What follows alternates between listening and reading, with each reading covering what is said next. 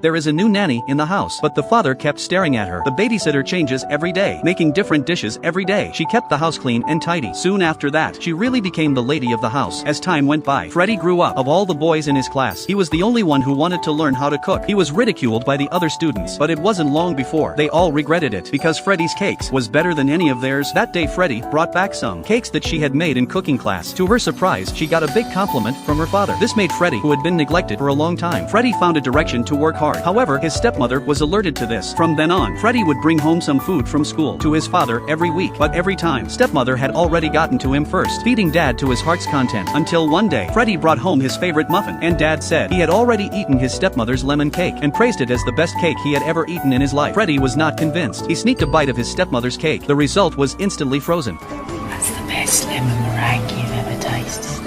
That's the best lemon meringue anybody's ever tasted. You'll never even be in the vicinity. What did you put in there to make it so fluffy? Stepmother, of course, did not tell him her secret recipe, so Freddy had to take the opportunity to quietly steal from her. Then, he started his own research. The thickness of the crust, the amount of lemon, and the consistency of the egg mixture. Each of them must be strictly controlled, until he finally succeeded in making a lemon cake. But when he brought the cake to his father did not want to eat a bite, because he had already been fed by his stepmother. Instead, his stepmother was curious and tasted the cake he made, but she immediately realized that Freddy had stolen her recipe. The two of them argued, but the father was not happy. What on earth did you say to her? I didn't say anything. She's mad. Freddy finally couldn't take it anymore. He ran away from home. He went to work in a restaurant, and when his stepmother found out about it, she made more trouble. She thought Freddy was going to steal his father away. I know what you're thinking. Alright, I'll play with you. And Freddy's war with his stepmother finally pissed off his father. Stop it!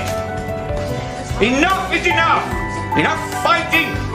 Enough food! In fact, he'd been aware of it for a long time. This house has become a battlefield.